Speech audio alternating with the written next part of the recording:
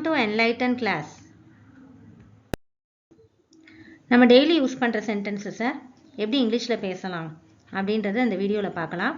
கூடவே அதை 3 டென்ஸ்லையுமே 3 காலத்துலையும் பாஸ்ட்டில், ப்ரெசண்ட்டில், ஃப்யூச்சரில் எப்படி சொல்லலாம் அப்படின்றத பார்க்கலாம். வீடியோக்குள்ளே போகிறதுக்கு முன்னாடி நம்ம சேனலை சப்ஸ்கிரைப் பண்ணாதவங்க சப்ஸ்கிரைப் பண்ணிக்கோங்க. கூடவே பக்கத்தில் இருக்க பெல் பட்டனை ப்ரெஸ் பண்ணிக்கோங்க. அப்போ தான் நாங்கள் எப்பப்போ வீடியோ போடுறோமோ அப்போல்லாம் உங்களுக்கு நோட்டிஃபிகேஷன் வரும். அவர் சைக்கிளில் செல்கிறார். He goes by bicycle. He goes by bicycle. இது ஒரு present tense sentence. இப்போ நடந்துட்டு இருக்க செயல். இங்கே உள்ள verb பாருங்க, go அப்படின்றது goesன்னு இருக்கு. இங்கே ஏன் es ஓட சேர்ந்து வந்திருக்கு அப்படின்னா முன்னாடி இருக்கிற noun heன்றது, அதாவது இங்கே pronoun இருக்கு. பேர் இருந்தால் nounன்னு சொல்லுவோம். அதுவே பேருக்கு பதில் pronoun வரும். அவன், அவள் அப்படின்னு சொல்லிட்டு. ஆனா இருந்தா he, பெண்ணா இருந்தா she, அவர்கள் நிறைய பேரை சொல்லல they, நாங்கள் அப்படின்னு சொல்லல we, நீ நீங்கள்னு சொல்லல you, நான் சொல்லல I. இந்த மாதிரி வர்றது நவுனுக்கு பதிலின்னு சொல்லுவோம். நவுனுக்கு பதில் யூஸ் பண்ணக்கூடிய pronoun. ஸோ இந்த இடத்துல இந்த pronoun he சிங்குலர் அப்படின்றதுனால கோன்றது எஸ் ஓட சேர்ந்து வந்திருக்கு. ஸோ இந்த கோன்ற verb goes அப்படின்றது ஒரு ப்ரெசன்ட் ஃபார்ம்ல இருக்கு. எப்போவுமே ப்ரெசன்ட் டென்ஸ் அப்படின்னா அந்த verb ப்ரெசன்ட் ஃபார்ம்ல இருக்கும்.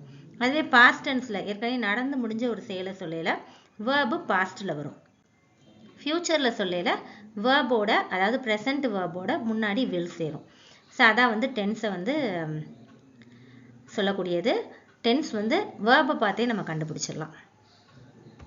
இப்போ பாஸ்டில் அவர் சைக்கிளில் சென்றார் அப்படின்னு சொல்லிட்டு ஏற்கனவே போனதை பற்றி பேசல. he went by bicycle. he went by bicycle. இந்த verb went பாருங்க, கோவோட பாஸ்ட் ஃபார்ம். ஸோ இது ஒரு பாஸ்ட் டென்ஸ் சென்டென்ஸ். இப்போ ஃபியூச்சரில் சொல்றதுக்கு அவர் சைக்கிளில் செல்வார் அப்படின்னு சொல்லிட்டு இனிமே அவர் போறத சொல்றதுக்கு he will go by bicycle. he will go by bicycle.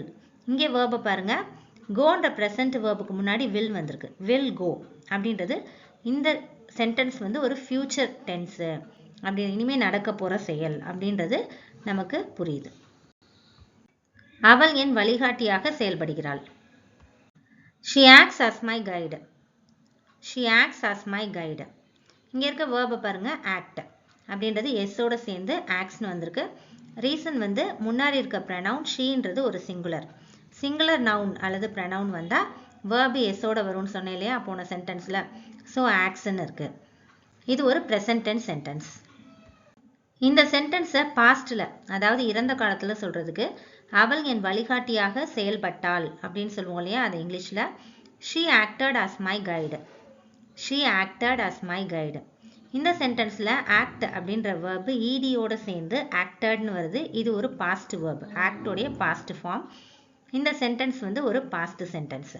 guide அப்படின்றது வழிகாட்டியை குறிக்கக்கூடியது. இதே ஃபியூச்சர்ல, அதாவது எதிர்காலத்துல நடக்க போற மாதிரி பேசுறதுக்கு அவள் என் வழிகாட்டியாக செயல்படுவாள் அப்படின்னு சொல்லுவோம் இல்லையா, அது இங்கிலீஷ்ல she will act as my guide. she will act as my guide. இங்கே verb பாருங்க, will act, model verb, future model verb will plus v1 present verb act வந்திருக்கு. ஸோ இது ஒரு future tense sentence. நான் அப்படி உணர்றேன் அப்படின்னு சொல்றதுக்கு இங்கிலீஷ்ல I feel that way. I feel that way. இது ஒரு present tense sentence. இதுல உள்ள verb feel. feel அப்படின்றது present formல இங்க இருக்கு. முன்னாடி Iன்ற pronoun வந்திருக்கு. I concord படி plural, அதனால feelன்றது s இல்லாம தான் வரணும். இதே pastல சொல்றதுக்கு நான் அப்படி உணர்ந்தேன் அப்படின்னு சொல்லணும்னா I felt that way. I felt that way. இங்கே உள்ள verb felt, feel உடைய past form felt. இது ஒரு past tense sentence. எப்பவுமே இந்த கன்கார்டு படி subject verb agreement சொல்றோம் இல்லையா, s ஓட verb வரது, s இல்லாம வரது, அது present tenseக்கு மட்டும்தான் பொருந்தும், pastக்கு futureக்கு பொருந்தாது. இதே futureல சொல்றதுக்கு நான் அப்படி உணர்வேன் அப்படின்னு பேசுவோம் இல்லையா, அது இங்கிலீஷ்ல I shall feel that way. I shall feel that way. இந்த இடத்துல verb shall feel. ஷால்ன்ற மாடல் verb ஃபியூச்சருக்குரியது, ஃபீல்ன்ற மெயின் verb வந்திருக்கு. இது ஒரு ஃபியூச்சர் டென்ஸ் சென்டென்ஸ். ஏன் இந்த இடத்துல will வராம ஷால் வந்திருக்குன்னா முன்னாடி ஐ இருக்கிறதுனால ஷாலை மாற்றி கொடுத்தோம். ஏன்னா ஐ குடை வி குடையும், நாங்கள்னு சொல்லப்படுற வி குடையும் ஷால் வரும். அது ஒரு ரூல். அதுக்காண்டி வில் போட்டால் தப்புன்னு அர்த்தம் கிடையாது. ஷால் போட்டால் இன்னும் கொஞ்சம் அதுக்கு ஆப்டாக இருக்கும். அவர்களுக்கு உங்கள் உதவி தேவை. They need your help. They need your help. இந்த சென்டென்ஸில் verb need present ஃபார்மில் இருக்குது. இது ஒரு present tense சென்டென்ஸ். அதுவே இந்த சென்டென்ஸ் வந்து பாஸ்டில் இறந்த காலத்தில் சொல்கிறதுக்கு அவர்களுக்கு உங்கள் உதவி தேவைப்பட்டது அப்படின்னு சொல்லுவோம் இல்லையா, அது இங்கிலீஷில் they needed your help. They needed your help. they அவர்கள், needed வந்து பாஸ்ட் ஃபார்மில் இருக்கிற நீடுன்ற verb, அது பாஸ்ட் டென்ஸில் இருக்குது. your help உங்களுடைய உதவி. இதை ஃபியூச்சரில் சொல்கிறதுக்கு அவர்களுக்கு உங்கள் உதவி தேவைப்படும் அப்படின்னு சொல்லுவோம் இல்லையா, அது இங்கிலீஷில் they will need your help. they will need your help. இங்கே verb வந்து will need. willன்ற future modal verb plus present form of the verb need வந்து இருக்குது. இது ஒரு ஃபியூச்சர் சென்டென்ஸ். நெக்ஸ்ட் சென்டென்ஸ் பார்க்கலாம்.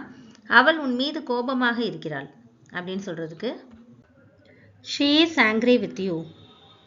she is angry with you. இந்த சென்டென்ஸில் verb வந்து is, be verb வந்திருக்கு, ப்ரெசன்ட் ஃபார்மில் இருக்குது. இது ஒரு ப்ரெசன்ட் டென்ஸ் சென்டென்ஸ். இதே பாஸ்டில் சொல்கிறதுக்கு அவள் உன் மீது கோபமாக இருந்தாள் அப்படின்னு சொல்லுவோம் இல்லையா, அது இங்கிலீஷில் she was angry with you. she was angry with you. இந்த சென்டென்ஸில் பாஸ்ட் be verb was இருக்குது. ஸோ வாஸை பார்த்தோன்னே தெரிஞ்சுக்கலாம் இது ஒரு பாஸ்ட் டென்ஸ் சென்டென்ஸ் அப்படின்னு. இதே ஃபியூச்சரில் சொல்கிறதுக்கு அவள் உன் மீது கோவப்பட போகிறான் அப்படின்னு சொல்லுவோம் இல்லையா. இப்போ யாராவது ஏதாவது செய்யலை, இப்படி செஞ்சேன்னா அவளுக்கு உன் மேலே கோவம் வரும் அப்படின்னு சொல்லுவோம் இல்லையா, அது ஃபியூச்சரில் வரப்போகிறது. ஸோ அதுக்கு இங்கிலீஷில் she will be angry with you. she will be angry with you. இங்கே be verb will be வந்திருக்கு. willன்ற ஃபியூச்சர் verb beயோட சேர்ந்து வந்திருக்கு. ஸோ will beன்றது இது ஒரு ஃபியூச்சர் டென்ஸ் சென்டென்ஸ் அப்படின்றத உணர்த்துது. நீங்கள் அதை பெறுகிறீர்கள். you get it. you get it. இது ஒரு ப்ரெசன்ட் டென்ஸ் சென்டென்ஸ். இதில் உள்ள verb get அப்படின்றது ப்ரெசன்ட் ஃபார்மில் இருக்குது.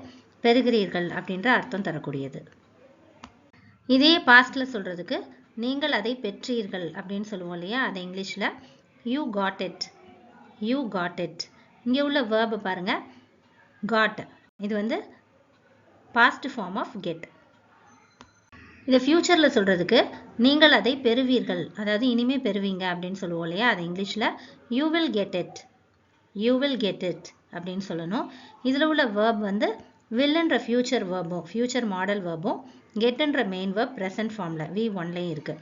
will get அப்படின்றது இது ஒரு ஃபியூச்சர் சென்டென்ஸ், ஃபியூச்சரில் வரக்கூடியது அப்படின்றத புரிய வைக்குது. அதை அவ சொல்கிறா.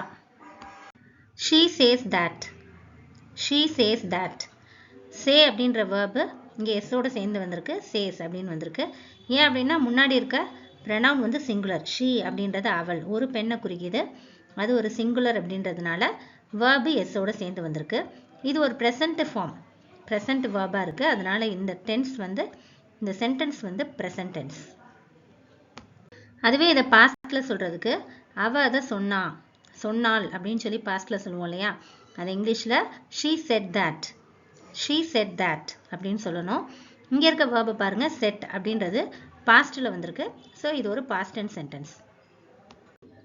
இதை ஃபியூச்சரில் சொல்கிறதுக்கு அவள் அதை சொல்லுவா, இனிமேல் சொல்வாள் அப்படின்னு சொல்லுவோம் இல்லையா, அது இங்கிலீஷில் she will say that. she will say that. இங்கே வேர்பு will say. willன்ற future verb future form of the modal வேர்பும் சேன்ற மெயின் வேர்ப் ப்ரெசன்ட் ஃபார்ம்லேயும் வந்திருக்கு. இது ஒரு ஃபியூச்சர் சென்டென்ஸ். எல்லோரும் இங்கே நிற்கிறார்கள். everyone stands here. everyone stands here. இங்கே ஸ்டாண்டுன்ற ப்ரெசன்ட் வேர்பு எஸ்ஸோடு சேர்ந்து வந்திருக்கு. ஏன்னா முன்னாடி இருக்க நவுன் வந்து everyone. everyoneன்றது எல்லோரும் அப்படின்ற அர்த்தம் கொடுத்தாலும் அது கண்கார்டு படி சிங்குலர். everyone, everybody இதெல்லாம் சிங்குலர்னு தான் சொல்லுவோம். ஸோ அது வந்து எஸ்ஸோடு சேர்ந்த வேர்பை தான் எடுத்துக்கிறோம். இது ஒரு ப்ரெசன்ட் டென்ஸ் சென்டென்ஸ். இந்த சென்டென்ஸை பாஸ்டில் பேசுகிறதுக்கு எல்லோரும் இங்கே நின்றார்கள் அப்படின்னு சொல்லுவோம் இல்லையா, அது இங்கிலீஷில் everyone stood here. everyone stood here. இங்கே இருக்க வேர்பை பாருங்கள், stood. stood அப்படின்றது ஸ்டாண்டுடைய பாஸ்ட் ஃபார்ம். நின்றார்கள் அப்படின்னு வரும். இது ஒரு past tense sentence. இதே ஃபியூச்சர்ல நடக்கிற மாதிரி பேசுறதுக்கு எல்லோரும் இங்கே நிற்பார்கள் அப்படின்னு சொல்லுவோம் இல்லையா, அது இங்கிலீஷ்ல everyone will stand here. everyone will stand here. இங்க இருக்க verb வந்து will stand. willன்றது future verb, stand அப்படின்றது present verb. ஸோ இது பார்த்தோன்னே தெரிஞ்சுக்கலாம் இது ஒரு future tense sentence அப்படின்னு. யாரோ வருகிறார்கள், இது ஒரு present tense sentence. somebody comes. somebody comes. இதில் உள்ள verb come எஸ் சேர்ந்து வந்திருக்கு. ஏன்னா noun somebody வந்து singular. இது ஒரு present tense sentence. இதே பாஸ்ட்ல சொல்றதுக்கு யாரோ வந்தாங்க, யாரோ வந்தார்கள் அப்படின்னு சொல்லுவோம் இல்லையா, அது இங்கிலீஷ்ல somebody came. somebody came.